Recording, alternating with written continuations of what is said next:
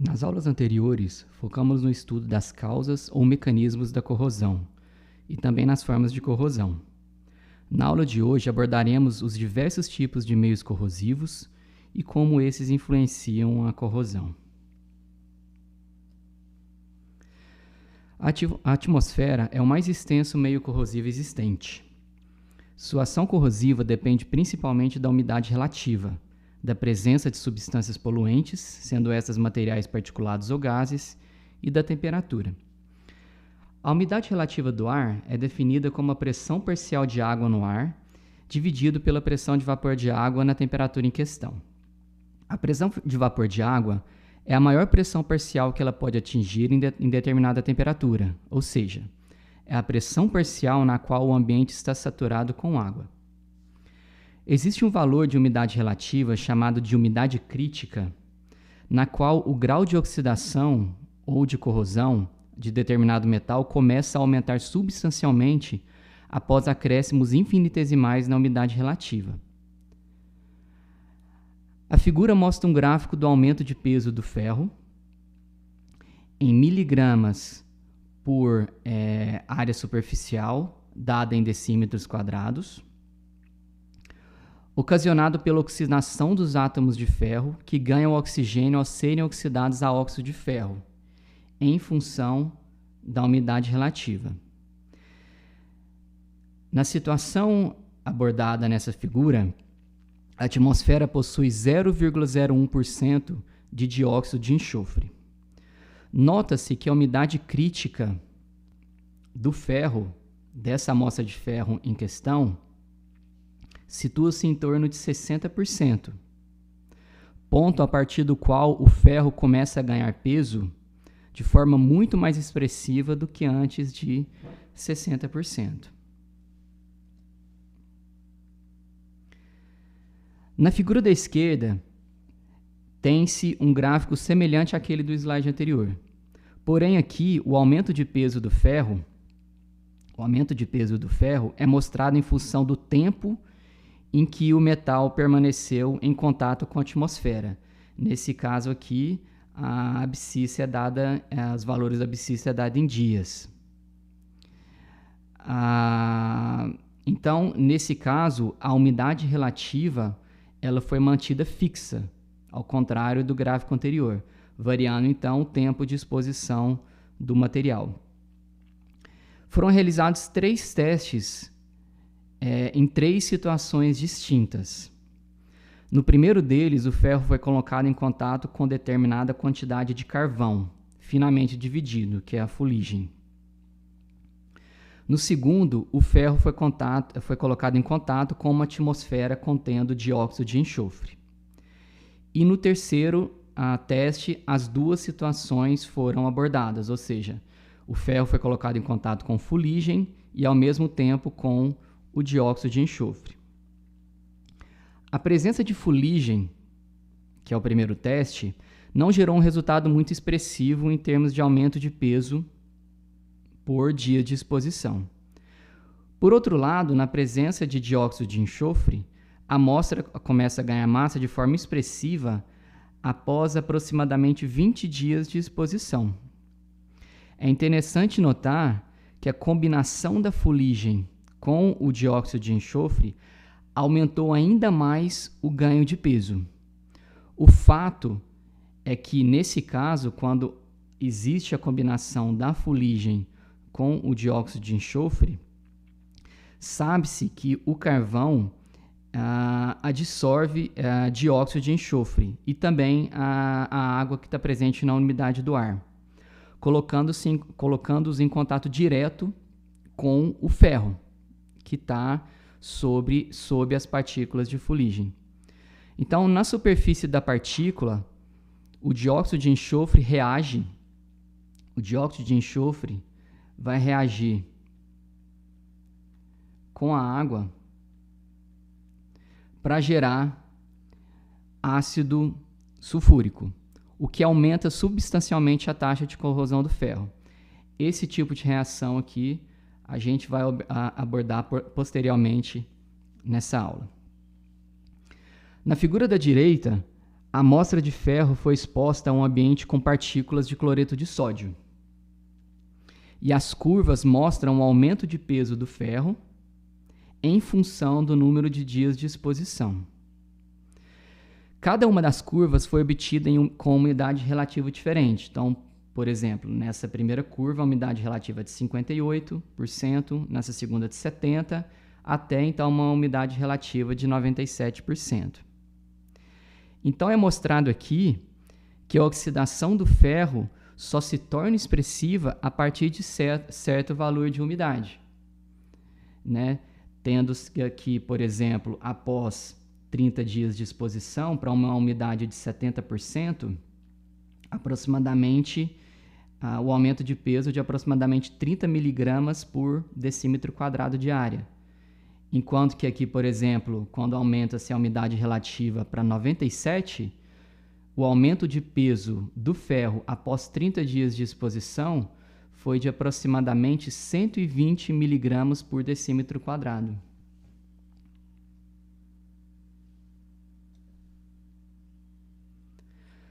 Materiais peticulados, que são partículas sólidas com diâmetro pequeno, similar à poeira, presentes naturalmente ou inseridos artificialmente na atmosfera, através de alguma atividade industrial, por exemplo, também geram efeitos significativos no processo de corrosão.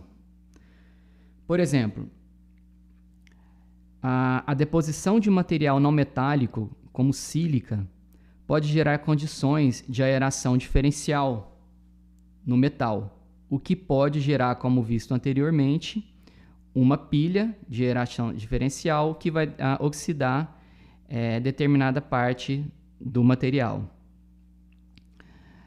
A deposição de materiais higroscópicos também acelera a corrosão, pois aumenta o tempo de contato com a água. São exemplos de materiais higroscópicos o cloreto de cálcio e o cloreto de magnésio.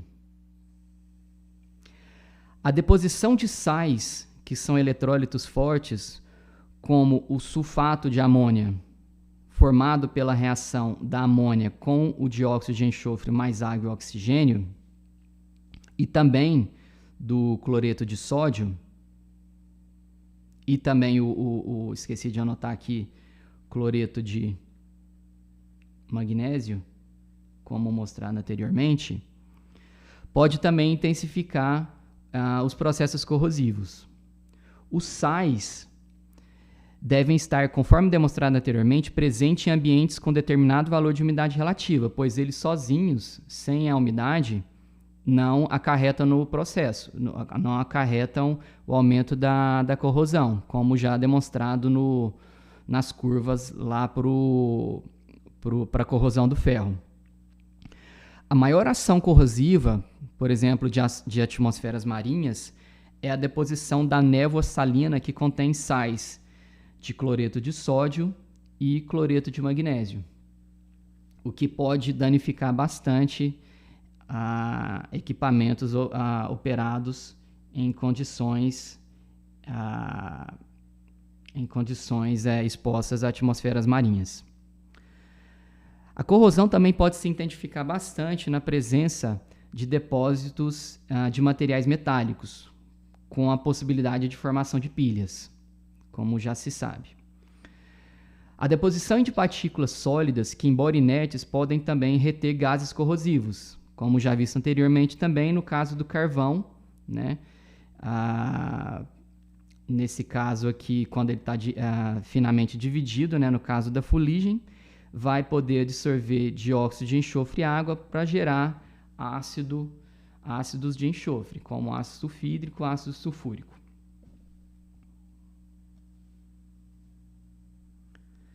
Diversos são os gases que, ao entrar em contato com um determinado material, intensificam o processo de corrosão. Por exemplo, o dióxido de carbono, que vai reagir com água para gerar o ácido carbônico, que, apesar de fraco, contribui para a corrosão de certos materiais. A interação do dióxido de carbono com a umidade do ar leva à carbonatação, por exemplo, do concreto, que é responsável pela deterioração do material. Elastômeros, como a borracha, sofrem oxidação quando em exposição prolongada ao ozônio, perdendo então sua elasticidade.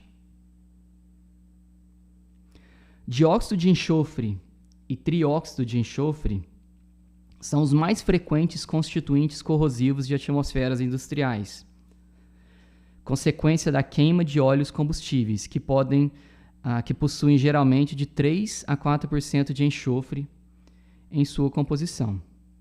Na presença de umidade do ar, o dióxido de enxofre forma ácido sulfuroso, enquanto que o trióxido de enxofre gera ácido sulfúrico. O dióxido de enxofre pode gerar ácido sulfúrico na presença simultânea de água e oxigênio. Os óxidos de enxofre também podem ter origem na queima de gases residuais em refinarias ou na queima de carvão mineral em usinas térmicas, no qual o enxofre está na forma do sulfeto de ferro, que é a denominada pirita.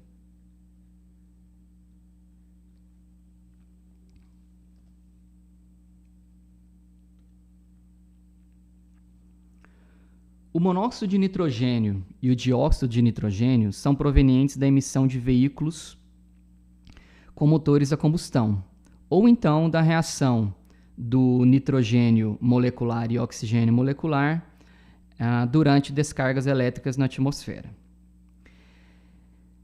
O monóxido de nitrogênio e dióxido de nitrogênio geram ácido nítrico pela reação com água e oxigênio, conforme demonstrado nas reações. Então, 4 moléculas de monóxido de nitrogênio mais 3 oxigênio mais 2 moléculas de água geram ácido nítrico, 4 moléculas de HNO3. Enquanto que no caso do dióxido de enxofre, 4 moléculas de dióxido de enxofre mais oxigênio mais água geram 4 moléculas do ácido nítrico.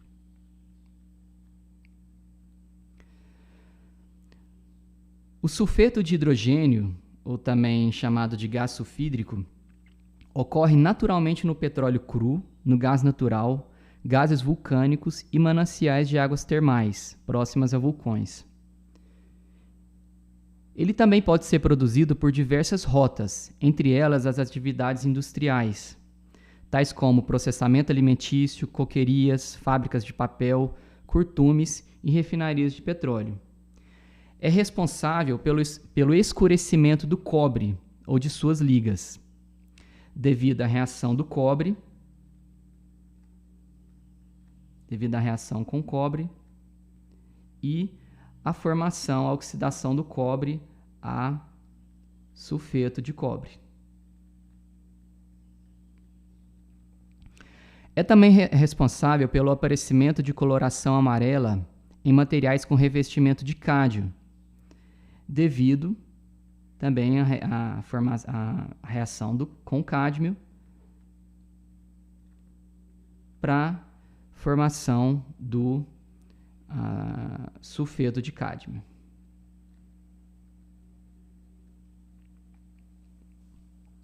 Também é responsável pela decomposição de revestimentos com tintas à base de zarcão, que é o tetróxido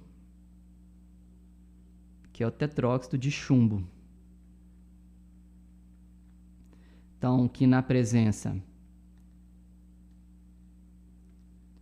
do sulfeto de hidrogênio vai gerar o sulfeto de chumbo, em um processo que eu não vou descrever aqui. Então, nesse caso, o tetróxido de chumbo, que geralmente possui a cor avermelhada, se torna preto, devido à formação do sulfeto de chumbo. O sulfeto de hidrogênio também leva ao escurecimento de contatos telefônicos ou de equipamentos de telecomunicação produzidos com prata. Devido, então, à reação com o sulfeto de hidrogênio para formar o sulfeto de prata, que também é escuro. Ou seja, nesse caso, então, com a formação do sulfeto de prata, pode vir a danificar esses contatos, né, prejudicando o funcionamento do equipamento. É por essa razão que em equipamentos de maior importância, os contatos são feitos de ouro, ou então revestidos com ródio.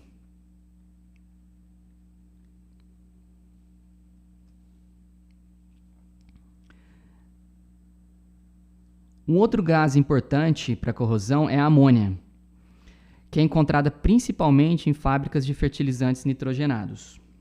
Isso porque essas fábricas geralmente possuem unidades de produção de amônia anexas, que captam o nitrogênio do ar e reagem com hidrogênio em temperaturas de aproximadamente 250 graus em pressão de aproximadamente 250 atm. Esse é o processo conhecido como Haber-Bosch, pois foi desenvolvido por esses dois cientistas e engenheiros na Alemanha no início do século XX.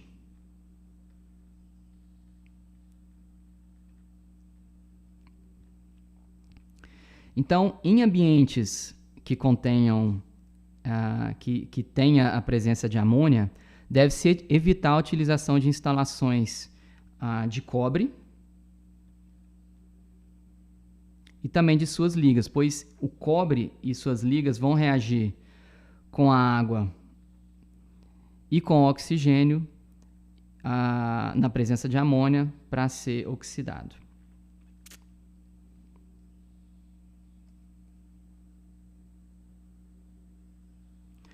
Os materiais metálicos em contato com água também tendem a sofrer corrosão, que vai depender de várias substâncias que podem estar contaminando a água. Entre os mais frequentes contaminantes, tem-se gases dissolvidos, como, por exemplo, oxigênio, nitrogênio, dióxido de carbono, cloro, amônia, entre outros. Sais dissolvidos, como, por exemplo, cloretos de sódio, de ferro, de magnésio, carbonatos,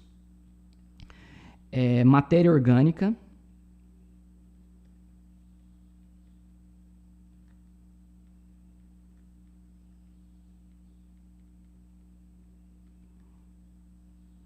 de origem animal ou vegetal, bactérias,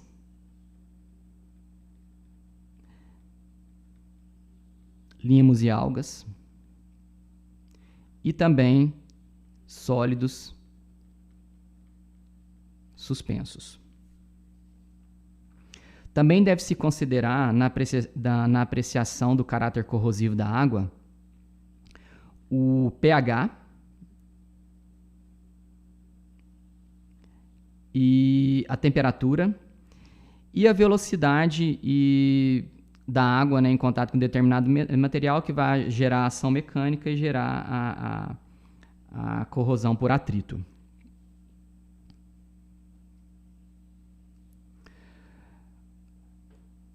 Devido à vasta quantidade de tubulações enterradas, como oleodutos, gasodutos e minerodutos, e também de tanques combustíveis, a ação do solo como meio corrosivo deve ser considerada de grande importância. O solo é um meio bastante complexo, sendo que diversas variáveis e interações entre elas influenciam as características corrosivas do mesmo. As características físico-químicas do solo que podem influir mais diretamente na sua ação corrosiva são a presença de água, a presença de sais solúveis, a presença de gases,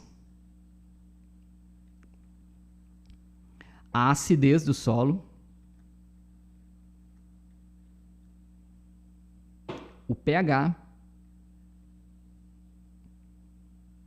a resistividade elétrica,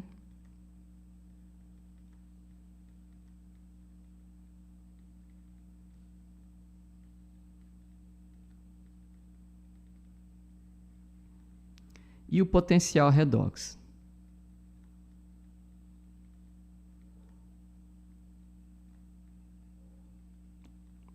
Além destas, existem também a influência de micro-organismos, como o exemplo das bactérias redutoras de sulfato, que oxidam os metais, como o ferro, a seus respectivos sulfetos. Outras atmosferas, não menos importantes para o processo de corrosão, mas que não serão abordadas nessa aula, são aquelas relacionadas, por exemplo, à indústria de alimentos, a solventes orgânicos, madeiras e plásticos, entre outras.